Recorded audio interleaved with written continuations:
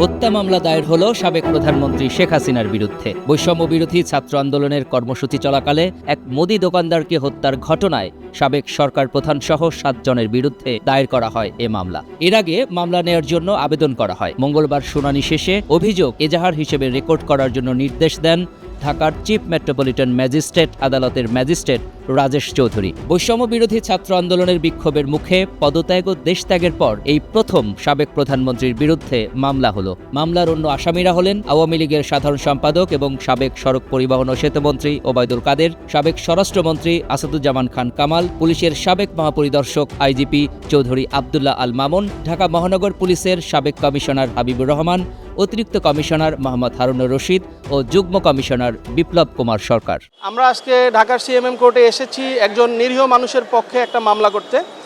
আমি যার পক্ষে মূলত মামলাটা করতে আসলাম, যার মৃত্যুর জন্য, ওনার নাম হচ্ছে আবু সায়েদ। ভদ্রলোক পঞ্চগড়ের একজন রিকশাওয়ালা ছিলেন। উনি ঢাকাতে এসছেন 2010 সালে। এরপরে উনি বসিলাতে একটা মুদি দোকান চালাতেন। এই মুদি দোকানের পলিথিন কেনার দিন জন্য উনি 19 তারিখ বিকাল 4টার সময় আনুমানিক রাস্তা পার হওয়ার চেষ্টা করছিলেন। এই সময় পুলিশের গুলিতে ওনার মাথার খুলি উড়ে যায়, মাথা এফোড় ওফোড় হয়ে যায় গুলিতে, এবং ওখানেই উনি মৃত্যুবরণ করেন। মামলার অভিযোগে বলা হয়েছে, সম্প্রতি কোটা সংস্কার আন্দোলনে হাজার হাজার ছাত্র জনতা মিছিল সমাবেশ করে। ওইসব শান্তিপূর্ণ মিছিলে দেশের বিভিন্ন এলাকায় নির্বিচারে গুলি চালানো হয়। বহু ছাত্র জনতা নিহত ও আহত হন। গত 19 জুলাই মোহাম্মদপুরে বসিলার 14 ফিট এলাকায় ছাত্র জনতা শান্তিপূর্ণ মিছিল সমাবেশ করছিল। সেখানেও নির্বিচারে গুলি চালায়। এ সময় রাস্তা পার হওয়ার সময় স্থানীয় মুদি দোকানদার আবু সায়েদ মাথায় গুলিবিদ্ধ হয়ে ঘটনাস্থলেই মারা যান। অভিযোগে আরও বলা হয়, নিহত সায়েদকে তার গ্রামের বাড়িতে পঞ্চগড়ের বোদা উপজেলার নতুন বস্তি প্রধান হাটে নিয়ে দাফন করা হয়। তার মা, স্ত্রী, ছেলে সন্তান সেখানেই থাকেন। এ কারণে তারা ঢাকায় এসে মামলা করতে অপারগ। এজন্য বিবেকের তাড়নায় আইনের শাসন প্রতিষ্ঠার জন্য তিনি মামলা করেন। এই ছেলেটাই একমাত্র ব্যক্তি যে যার কথা কেউ কখনো বলেনি। পরবর্তীতে তার ফ্যামিলিতে খোঁজ নিয়ে জানতে পারি যে তারা অত্যন্ত দরিদ্র এবং তাদের ঘরে চাল নাই। আমি তাদেরকে অনুরোধ করেছিলাম যে একজন ঢাকাতে এসে মামলাটা করেন। তো তখন তার স্ত্রী এবং সন্তান জানায় যে একটা ছেলেই তার আছে, মেয়েটার বিয়ে হয়ে গেছে, তাদের ঘরে চাল নাই, তারা আসতে পারবে না ঢাকাতে, তাদের এই খরচ দেওয়ার সামর্থ্য নাই, এবং তাদের কৃষি ব্যাংকের একটা লোন আছে প্রায় 1.5 লক্ষ টাকার। এটা নিয়ে তারা এই অবস্থাতেও কৃষি ব্যাংক তাদেরকে প্রেসার দিচ্ছে। তো অবশেষে বিবেকের তাড়নায় আর থাকতে না পেরে আজকে এসে খুনি হাসিনার এগেনস্টে হত্যা মামলার জন্য আবেদন করেছি।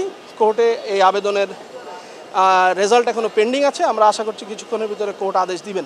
মামলার প্রধান আসামি শেখ হাসিনা, এরপরে আওয়ামী লীগের সেক্রেটারি ওবায়দুল কাদের, এবং তারপরে শেখ হাসিনার খুনি পুলিশ বাহিনী, যারা আসলে এই খুনের এবং যে গুমের, শুধু তাই না, মানে জুলাইয়ের সমস্ত খুনের দায়ভার যে পুলিশ বাহিনীর কাছে, সেই পুলিশ বাহিনীর প্রধান, সাবেক আইজিপি, সাবেক ডিএমপি কমিশনার, ডিএমপির সাবেক ডিবির অফিসার যারা ছিল তারা, এবং 3 জন রাজনৈতিক ব্যক্তিত্ব, স্বরাষ্ট্রমন্ত্রী ওবায়দুল কাদের এবং তৎকালীন বাংলাদেশের প্রধানমন্ত্রী শেখ হাসিনা।